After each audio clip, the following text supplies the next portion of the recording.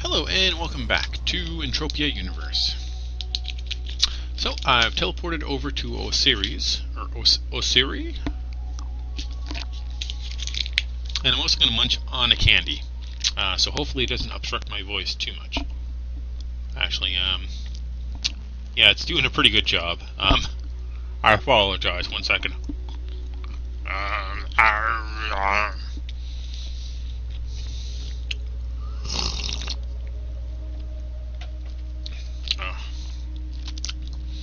I keep getting these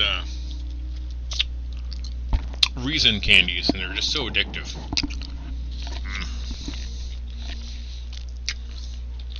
And they're super chewy, so just give me a second.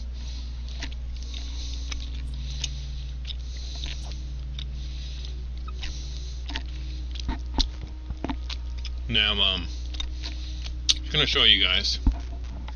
So, the ammo burn is 205 for this old starter rifle, which means each shot will take 205 ammo. So for instance, when I equip it, out of my universal ammo, I get 866 shots out of the 177,000 that I have. And it does 4.5 to 9 damage. And it's got about a range of about 60 meters, I guess. I'm assuming that's what the M stands for. Now, this is my Marcorp Callus 3. I've got some attachments on it, so it's not quite as much damage as it deals by itself.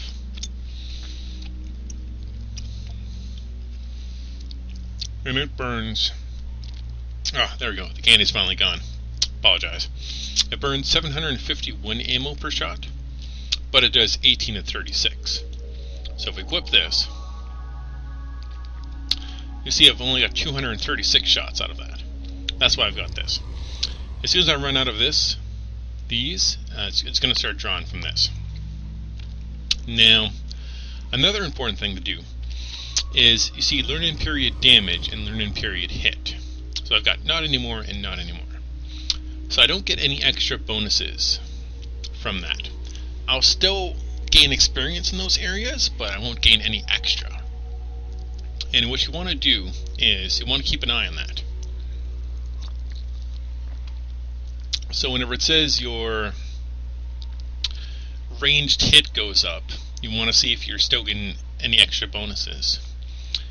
And once you get to the point where it's not anymore and not anymore in both of them, then it's time to upgrade to a new rifle, or a new pistol. Or if you're doing the sword way, or the daggers, I don't think there's anything extra. I think there's just the damage. Or I guess there'd be ranged melee, or not ranged melee hit, but there'd be melee hit and melee damage. So yeah, basically we're gonna kill some curbs and hope we can global. That one didn't have any loot because he's a dirtbag. What you can do is, if you're hunting nearby to a base like I am, if you're really in trouble and something's going to kill you and you don't want to die, you can run back there and there should be turrets that will shoot it down. But if you get something killed by a turret, it's not going to have any loot. Oh, that one didn't have any loot either. Oh, I'm off to an awful start. Usually Kerberos, did be, I guess, early mid-game. And basically they normally, I say this because they haven't had much loot. There we go. They normally have like really good loot for how easy they are to kill. Cause see, I went from Punies, I wandered around, did a couple quests. Then I found this random outpost with an iron mission for Cornundaka, or Corns as I call them. And I was like, yeah, sure, I'll go do this. And they were like ridiculously hard. I died and died and died. But I kept gaining experience. For my lasers, for my defensive abilities, and I kept going back, and then eventually I was dying a whole lot less and killing a whole lot more. And these guys are actually way, way easier than the corns are. And they actually give better loot than the corns. But the corn iron mission is really good because you can get a lot of good rifle skills. Because when you finish a tier, like for instance, I'll just get this guy killed and I'll show you guys. So like the kill 500 Argonauts, I'm at 170 500. When I reach 500, it's going to give me a couple options on skills to give experience to. Oh, and the corn monsters were just great for rifle skills. They had inflict range damage, you could level up your actual rifle skill itself. And yeah, it was just phenomenal. It just put me ahead in my profession by like a literal bazillion. And I mean, there is a learning curve to this game. You can run out of like heads really fast, like really, really fast. Like I should have a crap ton more, but every now and then I decide, you know what, I'm gonna go do some crafting. And you know how that ends? With me being a very, very sad person. Crafting it's kind of fun in a weird way because you don't actually really do much. But if you want to get really good at crafting, you need to literally throw money at your computer screen, or buy in-game money via a credit card or something. So I don't think that's throwing money at the screen will actually get it into the game. And one of the unique things about this game, actually, is if you get to a point where you're really doing good, you're really earning the peds, you can withdraw money straight to your bank account. So you can actually make money playing this game, which was why I kind of got sucked into it, which is really awesome. But I mean, it's not something very easy to do. Like, it's not like, play it for a month and then you'll be making a living off it. But I mean, that's not to say you can't. It's just it'd be very, very extremely rare. But like, I've said the best global I've got from these guys is 104. I've seen other people get upwards of 200 to 400 globals on these guys. And I heard once there was a 4,500 or 4,500 global on one of these easy to kill guys. And that's phenomenal. Now the way it works is basically 100 heads is worth 10 American dollars. So basically, and you can't withdraw until you have 1,000. Now I've been at 1,000 like several times, but once again, I decided to go into crafting, immediately regretted my choices in life and everything else, and then just wasted a bunch. But yeah, so, and basically the way it works is you can either withdraw straight through Entropia. You just put in your bank information and they'll deposit the cash, and they'll take 1% or a minimum of $10. Because they need money on their side to handle the transaction fees. Plus they probably want a little bit of profit also for themselves. So basically, the way it works, so if you got to 1,000 peds and you were like, yeah, this is fun, but I'm leaving now, goodbye now, and you decide to withdraw, or just because you've been doing really good and you're like, yeah, I'm going to withdraw and keep going. The way it works is because 1% of 100 American, and it's only 1 American, they are going to take $10, but you'll still get 90 American. Whereas, if you wait until you eventually get to 10,000 peds, and then you withdraw, they should only take the $10. which would actually be 1% at that point. So you'd get 990. And if you live in Canada, you know, withdrawing for American cash is the best way to go because our dollar just keeps plummeting. So American money is worth like a crap ton to us. Which, I mean, like, a lot of people are really upset that our dollar keeps plummeting. But looking at it from an actual economic view, that's actually overall good because more countries are going to buy our stuff because their dollar is worth more and they can buy more, and their dollar is worth more over here. So we're still getting, like, we're not really losing out, but we are. And we're actually kind of gaining. Now, if we actually had an overall, like all across the nation, intelligent government who understands how to use money, then, you know, things would actually go well. But we all know how good the government is at using money. They're about as good as I am. And I am not that great at using money. I've already sank, like, a crap ton of money into this game. I think around 450 American at this point. Because I keep running out of ammo. Because I keep doing stupid things with my pets. Because I'm an idiot. So instead of buying ammo crates or just buying in-game money straight out for cash, what I keep doing is I buy loot crates. And what those do is basically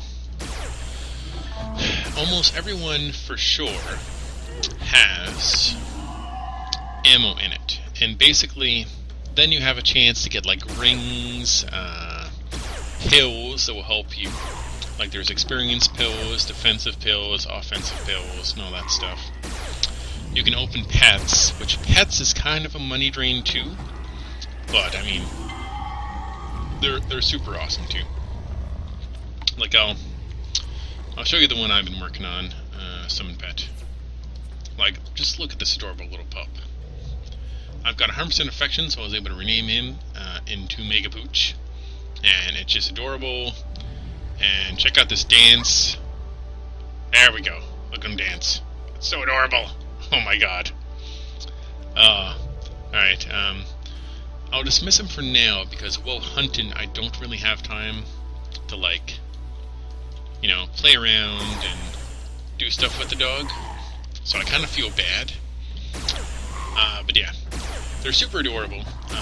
My mentor, who I guess is kind of just a friend now because I finished my mentorship, has kind of like a, I keep wanting to say succubus, but it's actually like a Dampier? Half vampire, half human type thing. But it's kind of dressed how I envision a succubus dressing, which is why I keep thinking it's a succubus, because it's very scantily clad. But which is like one of the rarest ones in the game. And yeah, and there's a lot of cool aspects to the game.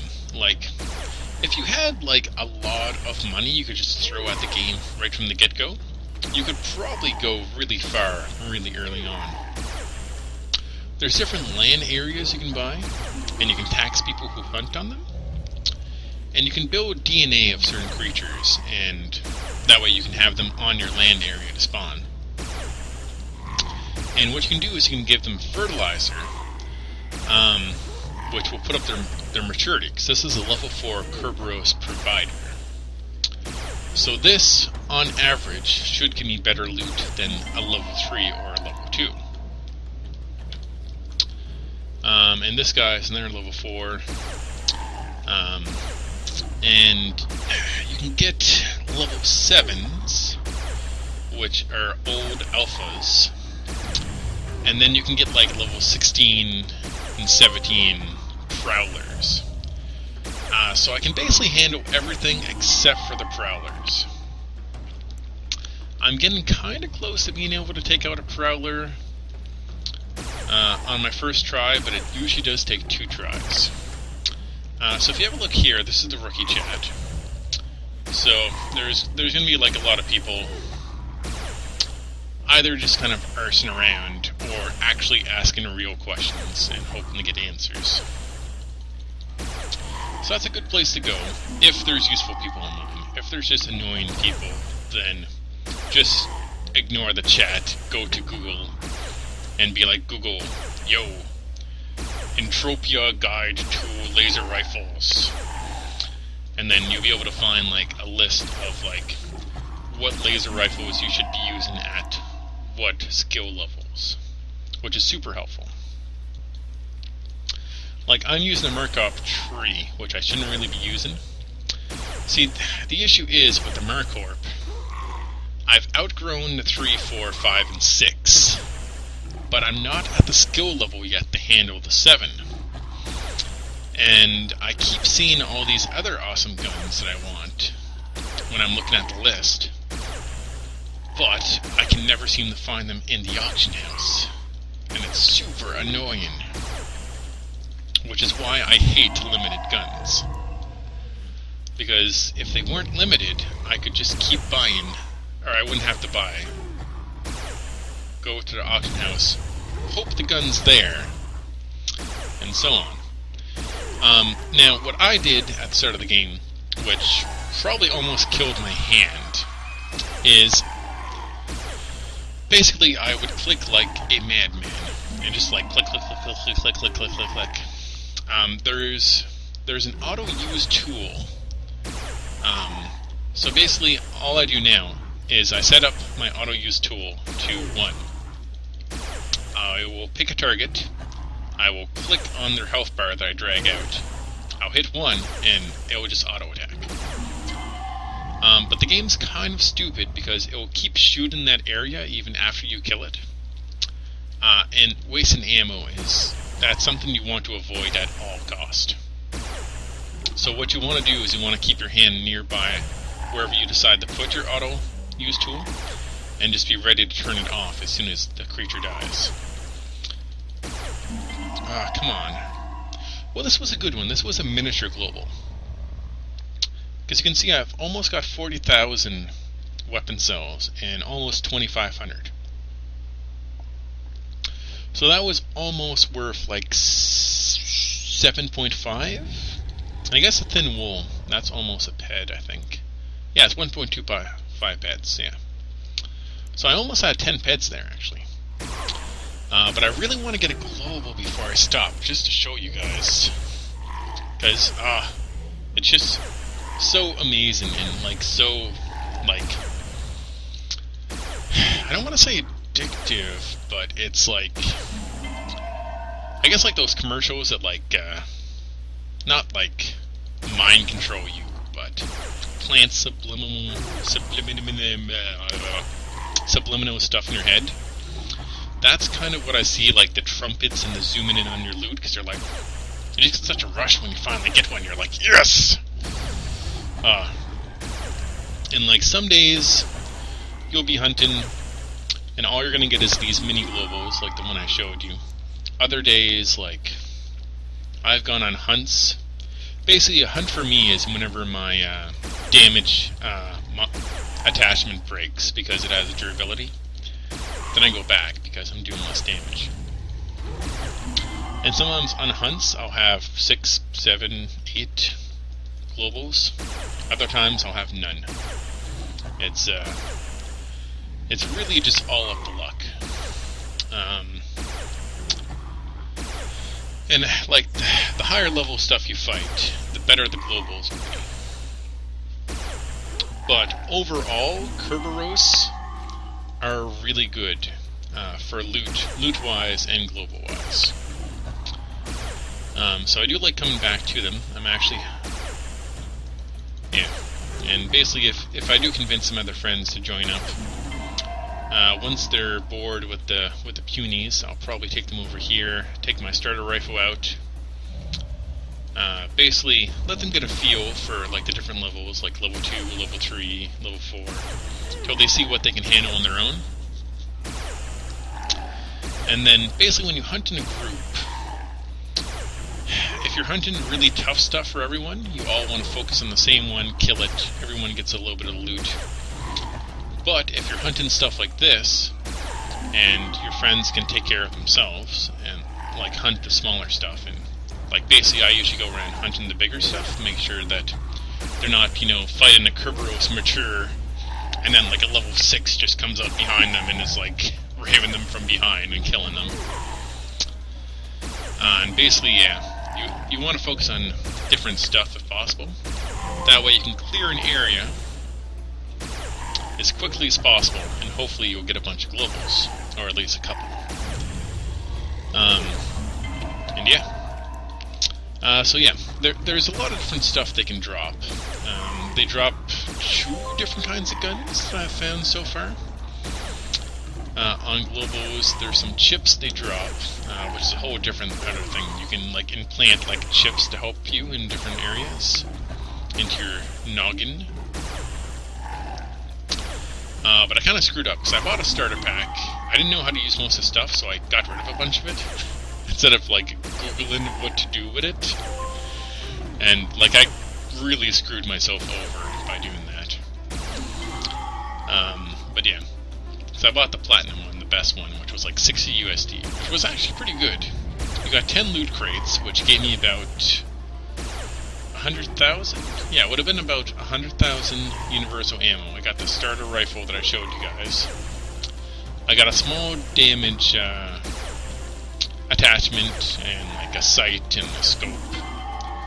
Add to the rifle and all that good stuff. Just gonna have a quick look to see how long this video is. Oh god, it's 21 minutes. Alright, what I'll do is I'm going to stop this one. I'm going to start recording again. And basically what I'm going to do with the next recording is I'm going to just go until I hopefully get a global. And then I'll just cut that out of the third video and just slap it on the end of this one. Just to kind of show you guys what it's like, and so I'll have it on screen. So thank you very much for watching. Hopefully you enjoyed, and yeah, tune in next time. Goodbye.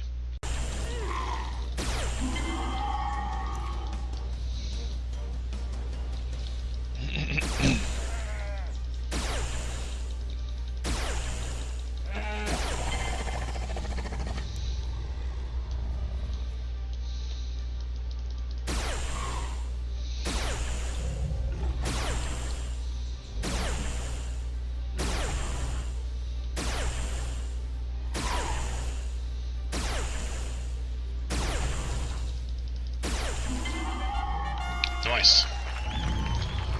So that was kind of a small one. It was only 11 peds, and you can see up in the corner there, my name came up. It showed how many peds I made off of it. That's a pretty small one. The curb's global for 10 or 11 minimum. So that was kind of like a minimum one. So yeah, so basically thank you for watching, and yeah. That's kind of how it works. Makes a noise, it focuses in. Yeah. Alright, thank you.